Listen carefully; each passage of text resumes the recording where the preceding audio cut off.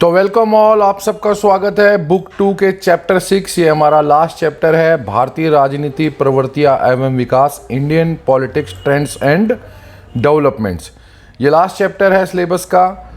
इस चैप्टर में से 2 क्वेश्चन बनते हैं जो बेसिकली उन 2 क्वेश्चंस के लिए ये पूरा चैप्टर स्टैंड करता है। इस वीडियो में उसमें से एक क्वेश्चन बहुत ज़्यादा आता है और उसको बहुत ध्यान से आप देखना, कवर ज़रूर करना।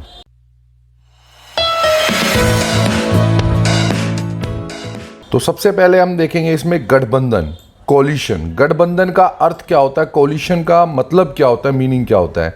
जब किसी एक राजनीतिक दल या पॉलिटिकल पार्टी को सरकार बनाने के लिए, गवर्नमेंट बनाने के लिए आवश्यक या नीडेड बहुमत या मेजॉरिटी नहीं मिलती और 2 या 2 से अधिक दल, 2 या मोर देन 2 पॉलिटिकल पार्टी या राजनीतिक दल मिलकर सरकार बनाने के लिए आपस में गठजोड़ या गठबंधन कर लेते हैं तो उसे गठबंधन या गठजोड़ कहा जाता है।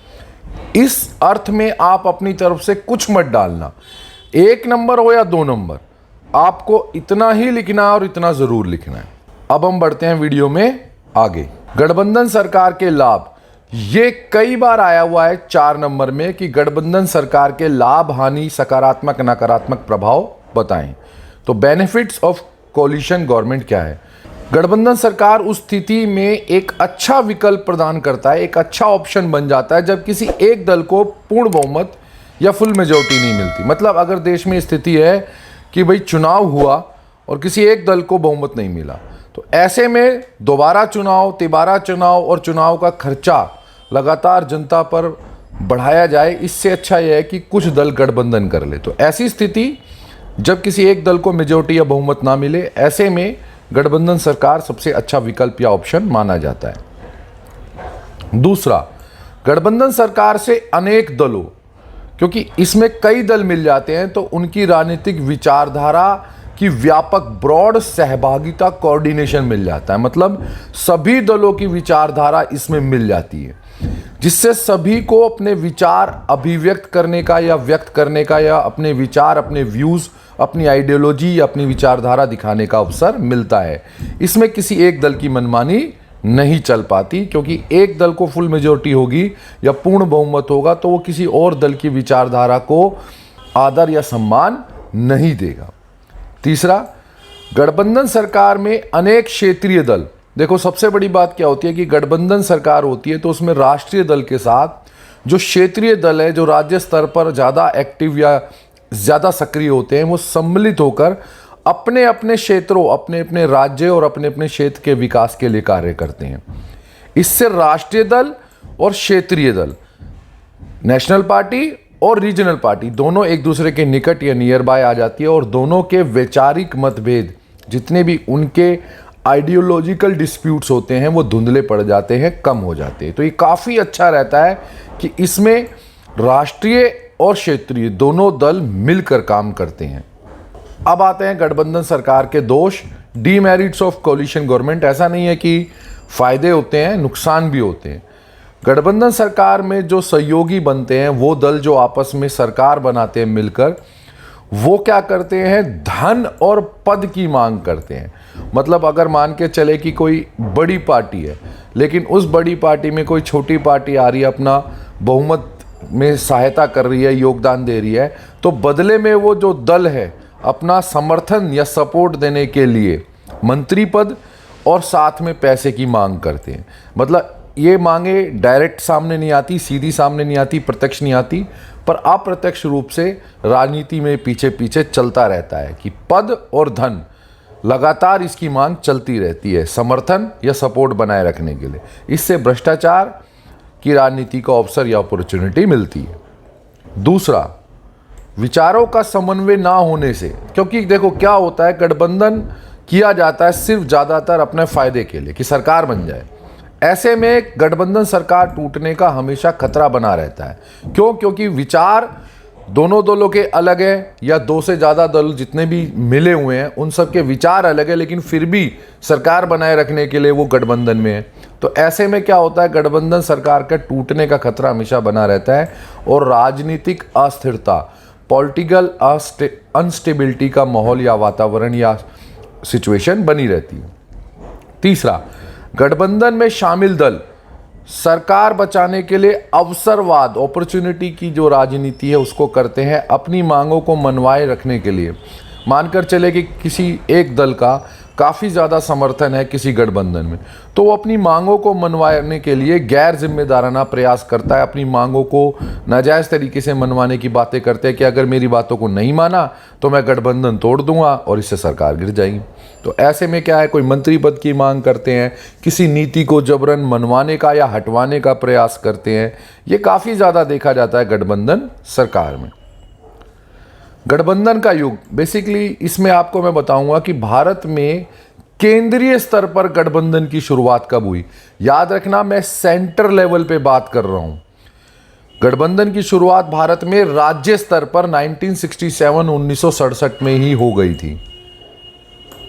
राज्य स्तर पर तो 1967 पर हो गई थी, लेकिन केंद्रीय स्तर पर भारत में इसकी शुरुआत होती है 1989 से। 1989 से गठबंधन की राजनीति का युग या गठबंधन की राजनीति भारत में केंद्रीय स्तर पर स्टार्ट होती है।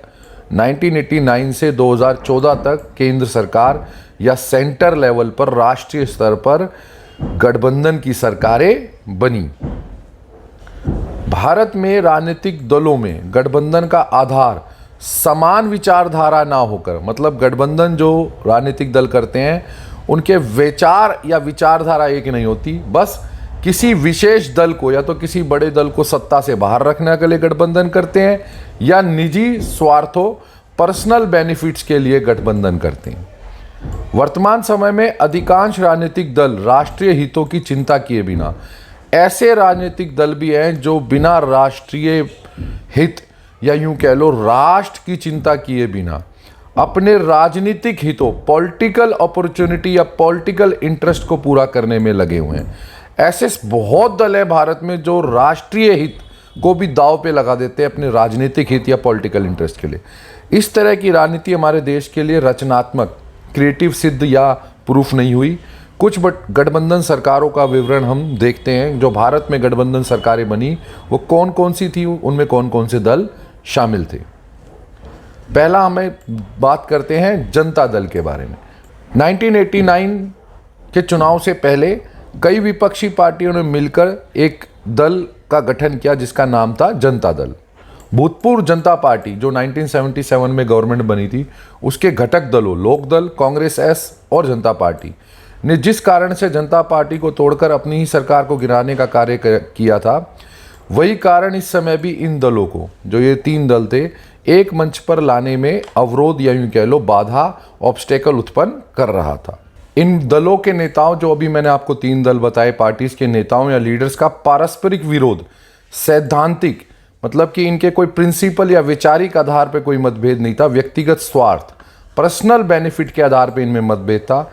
वास्तव में ये जितने भी दल थे, इन दलों की जो अन्य दलों की तुलना में अधिक उच्च स्थान पाने पर, या अधिक उच्च स्थान मतलब कि बड़े से बड़े मंत्री पद या प्रधानमंत्री पद लाने की एक, या प्रधानमंत्री पद को पाने की एक लालसा थी इन सभी दलों के नेताओं में, जिससे भविष्य में जितने भी नवीन दल या यूं कह लो नवगठित दल, जो न्यू पार्टीज बन रही थी, द्वारा चुनाव जीतने की स्थिति में उन्हें महत्वपूर्ण पद मिल सके। मतलब इन जितने भी दलों के नेताओं का इच्छा थी या ये विश थी या विल थी, वो ये थी कि किसी भी तरह से, चाहे कोई नया दल आ जाए, पुराना आ जाए, कोई भी दल आए, पर ये किसी के साथ गठबंधन करके उसमें बड़ा पद या प्रधानमंत्री पद तक पहुंच सके। तो इनका व्यक्तिगत स्वार्थ बड़े पद, बड़े मंत्री पद और प्रधानमंत्री पद को पाने का था। एक वर्ष तक निरंतर नेतृत्व या लीडरशिप के लिए पारस्परिक संघर्ष या स्ट्रगल करने के साथ साथ इन दलों की एकता के प्रयास भी चलते रहे। अब एकता, ये सभी दल एक होने का प्रयास भी इसलिए करते रहे क्योंकि ये सभी दल ये सोचते थे कि इस तरह मिलकर सरकार बना ले और सरकार में आने के बाद जितने भी पद हैं उन पर किसी तरह से अपना कब्जा कर ले या उस पद को पा लें। और आखिरकार 11 अक्टूबर 1988 को बंगलोर नगर में अधिवेशन में जनता पार्टी, जन मोर्चा और देवीलाल के नेतृत्व वाले लोक दल, ये तीन दल थे जिन्होंने एक होकर, याद रखना जनता दल में ये तीन दल हैं, जो आगे गठबंधन आएगा उसमें और भी पार्टियां हैं। तो जनता दल में थे जनता पार्टी, जन मोर्चा और लोक दल, इन्होंने एकत्रित होकर एक दल का निर्माण किया, जनता दल, और अपने अपने अलग अस्तित्व को समाप्त करने का निश्चय कर लिया। मतलब अब ये तीनों पार्टियां एक हो गई, एक दल बनता है, राजनीतिक दल वो था जनता दल, और इनका अलग अलग जो राजनीतिक पार्टी थी वो खत्म हो जाती है। जन मोर्चा के नेता श्री वीपी सिंह को जनता दल का प्रधान बनाया जाता है, और जनता दल का चुनाव चिन्ह था पहिया चक्र, और ये हरे रंग के झंडे पे काले रंग का पहिया लगा होता था। राष्ट्रीय मोर्चा, अब जनता दल तो बन गया, लेकिन सरकार बनाने के लिए अकेला जनता दल काफ़ी नहीं था, और भी गठबंधन के प्रयास किए गए। तो ऐसे में जनता दल के निर्माण के बाद एक ऐसे मोर्चा, एक ऐसे फ्रंट के गठन या ऑर्गेनाइजेशन की बात की गई जिसमें सभी एक विचार वाले दलों को मिलाया जा सके। और लंबे विचार के बाद जनता दल, असम गण परिषद, आंध्र प्रदेश की तेलुगु देशम पार्टी, भारतीय कांग्रेस मतलब भारतीय कांग्रेस सोशलिस्ट पार्टी, और तमिलनाडु के द्रविड़ मुन्नेत्र कषगम डीएमके पार्टी को मिलाकर एक राष्ट्रीय मोर्चा नेशनल फ्रंट बनाया गया। भविष्य में इसमें और भी दल आए, लेकिन मुख्य रूप से जब राष्ट्रीय मोर्चा बना था ये दल उसमें पहले शामिल थे। इन 5 दलों ने, जनता दल में पहले से ही 3 दल थे, और जनता दल के अलावा ये 4 दल और हो गए, तो इन 5 दलों ने एक होकर एक मोर्चा, एक राष्ट्रीय मोर्चा का गठन किया। इस मोर्चे के संयोजक बनाए गए श्री वीपी सिंह, और अध्यक्ष बनाए गए NTR या NT रामाराव बनाए गए। मोर्चे की व्यवस्था के अनुसार देखो, इन्होंने एक सिंपल सा फॉर्मूला निकाला कि ताकि इनका मोर्चा या फ्रंट या गठबंधन सरकार बना सके या जीत जाए। तो इन्होंने क्या एक फॉर्मूला निकाला कि सभी जितने भी इस मोर्चे में दल शामिल हैं वो अपना अस्तित्व बनाए रखेंगे, अलग सेपरेट अस्तित्व या एग्जिस्टेंस बनाए रखेंगे। मतलब जनता दल में जो 3 दल मिले थे उन्होंने तो खत्म कर दिया था, लेकिन राष्ट्रीय मोर्चा में जो गठबंधन में दल थे वो अपना अलग अस्तित्व बना के रखेंगे, सेपरेट एग्जिस्टेंस रखेंगे पॉलिटिक्स में। लेकिन जब चुनाव लड़ेंगे राष्ट्रीय स्तर पर, नेशनल लेवल का या केंद्र सरकार का जब चुनाव होगा, तब कांग्रेस के खिलाफ राष्ट्रीय मोर्चा का केवल एक उम्मीदवार खड़ा होगा, इनके अलग अलग उम्मीदवार अलग अलग दलों के नहीं खड़े होंगे। सीधी सी बात है, कांग्रेस के खिलाफ अपना एक उम्मीदवार खड़ा करेंगे ताकि जो वोट बट जाते हैं आपस में वो ना बटे, और कांग्रेस के खिलाफ एक उम्मीदवार होगा तो वो इनका उम्मीदवार जीत जाएगा। तो अपना ये फॉर्मूला लगाकर इन्होंने 1989 का चुनाव लड़ा। राष्ट्रीय मोर्चा ने नवी लोकसभा के लिए चुनाव में एकजुट होकर 1989 में चुनाव लड़ा। इस प्रकार कांग्रेस आई के मुकाबले में या कांग्रेस के मुकाबले में राष्ट्रीय मोर्चा का एक ही उम्मीदवार चुनाव लड़ रहा था या चुनाव में खड़ा था। अब इसका परिणाम या रिजल्ट क्या निकला? राष्ट्रीय मोर्चा को भारी सफलता मिली। राष्ट्रीय मोर्चा ने भारतीय जनता पार्टी, बीजेपी और वामपंथी दल कम्युनिस्ट पार्टीज के भारी समर्थन, आउटर सपोर्ट से, क्योंकि अभी भी इनको सफलता तो मिली थी लेकिन सरकार बनाने लायक बहुमत नहीं मिला था, तो भारतीय जनता पार्टी और वामपंथी दल कम्युनिस्ट पार्टियों ने इनको बाहर से समर्थन किया, और उनके आउटर सपोर्ट या भारी समर्थन के बाद इनकी सरकार बनी। कुछ समय बाद ही राष्ट्रीय मोर्चा और भाजपा में मतभेद उभरने लगा। बेसिकली मतभेद उभरना ही था, क्योंकि बीजेपी के मुद्दे अलग थे और इनके मुद्दे अलग थे। राम जन्मभूमि और बाबरी मस्जिद के मुद्दे पर इन दोनों दलों ने एक दूसरे को अपने आप को बिल्कुल अलग कर लिया, क्योंकि बीजेपी के लिए वो बड़ा मुद्दा था और इनके लिए ये मुद्दा इतना महत्वपूर्ण नहीं था, तो दोनों अलग अलग हो गए। लोकसभा में राष्ट्रीय मोर्चा के कुल 144 सदस्य थे, जिसमें 141 अकेले जनता दल के थे, 2 तेलुगु देशम के और एक कांग्रेस एस या कांग्रेस सोशलिस्ट पार्टी का था।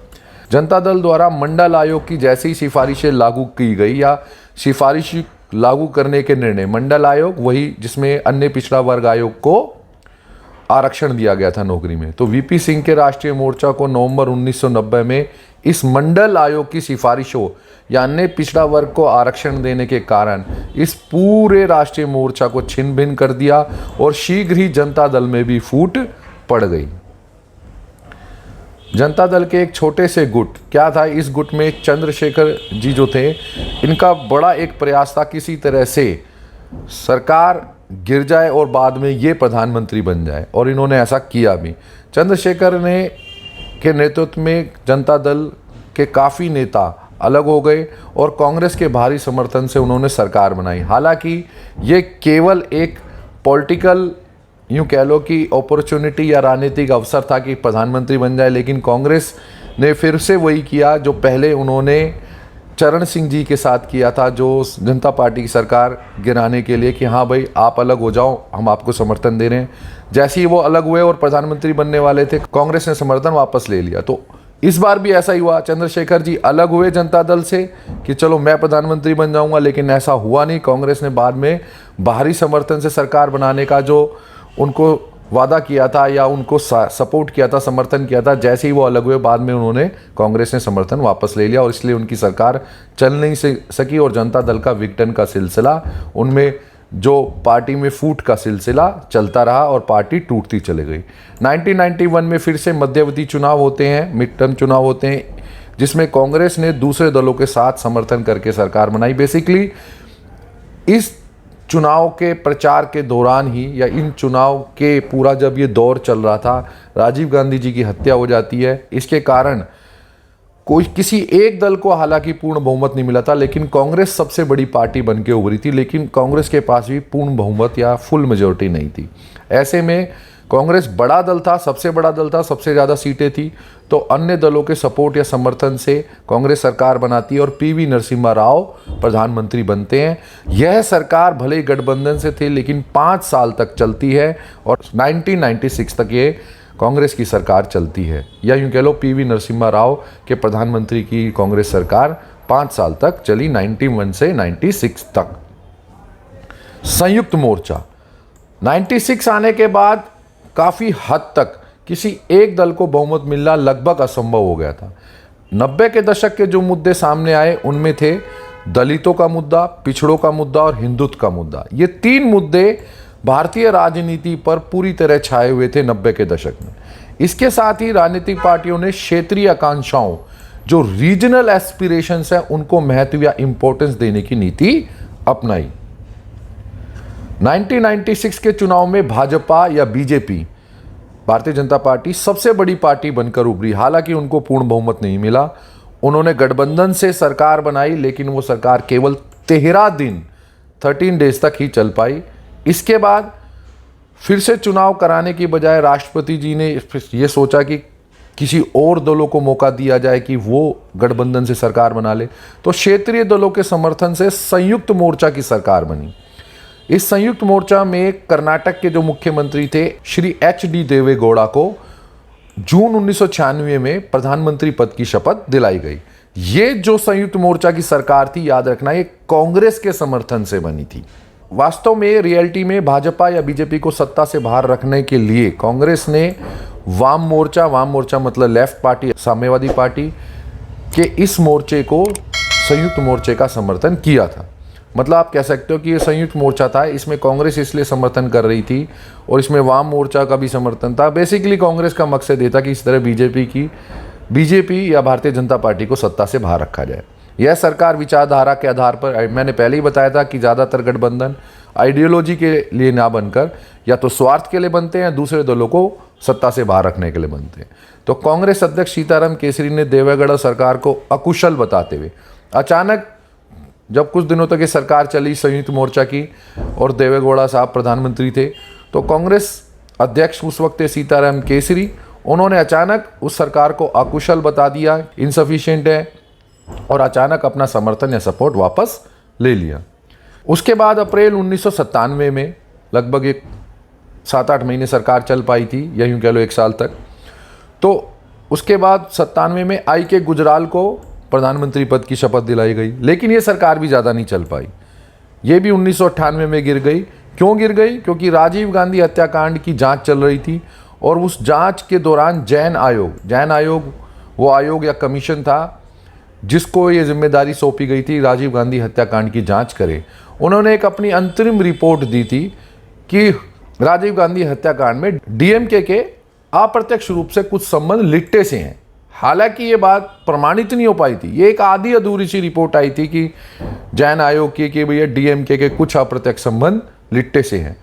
लेकिन इस आधी अधूरी रिपोर्ट के आधार पर ही कांग्रेस ने 1998 में गुजराल सरकार से अपना समर्थन वापस ले लिया। बेसिकली 1 साल के बाद ये सरकार भी गिर गई, या 11 महीने के बाद भी ये सरकार गिर गई। Thank you for watching. क्योंकि अभी अगर मैं दूसरा टॉपिक इस वीडियो में डाल दूंगा तो आपके लिए बड़ा कंफ्यूजिंग हो जाएगा। तो अब हम इस चैप्टर में 2 वीडियो और बनाएंगे। इन 2 वीडियोस में ही ये चैप्टर खत्म हो जाएगा और उसके बाद एक आधे ऐसे छोटे मोटे टॉपिक जो छोटे मोटे अनकम्प्लीट रह गए हैं वो करेंगे। तो बेसिकली 1 हफ्ते में सारा सिलेबस खत्म हो जाएगा, उसके बाद हम रिवीजन करेंगे। हाँ, मेरे को एक ज़रूर बताना कमेंट बॉक्स में अपना कि आपके प्रैक्टिकल कब हो रहे हैं। हो सकता है, देखो हमारे यहाँ तो गवर्नमेंट स्कूल में दिल्ली में हो रहे हैं अप्रैल में, उससे पहले नहीं ले रहा कोई भी। हालांकि स्टार्ट करवा दिए सीबीएसई ने, लेकिन ज़्यादातर स्कूल कह रहे हैं हम अप्रैल में करेंगे। मेरे को भी 4 स्कूलों में जाना है प्रैक्टिकल, इसलिए मैं आपसे पूछ रहा हूँ क्योंकि मुझे वाइवा के लिए आपको तैयार करना है। मतलब वाइवा आप कैसे देंगे, प्रोजेक्ट फाइल आपने बना रखी है अपनी, बहुत अच्छी बात है, लेकिन जो प्रैक्टिकल लेने के लिए टीचर आएगा आपको उसके सामने वाइवा जब वो क्वेश्चन पूछेगा तो आपको कैसे प्रेजेंट करना है, ये वीडियो में बनानी है मेरे को आपके लिए। तो ज़रूर से मुझे कमेंट बॉक्स में बताएं आपके प्रैक्टिकल कब है। अगर कोई ऐसा है कि जिसके प्रैक्टिकल अभी हाल फिलहाल में होने वाले हैं तो मुझे ज़रूर बताना, मैं उसके लिए ज़रूर वाइवा के लिए आपको वीडियो बनाकर दूंगा। Thank you for watching. मैं आपसे जल्दी ही मिलूंगा अगली वीडियो में। तो मैं हूं विक्रांत, आप देख रहे हैं पॉलिटिकल साइंस 90+ मार्क्स।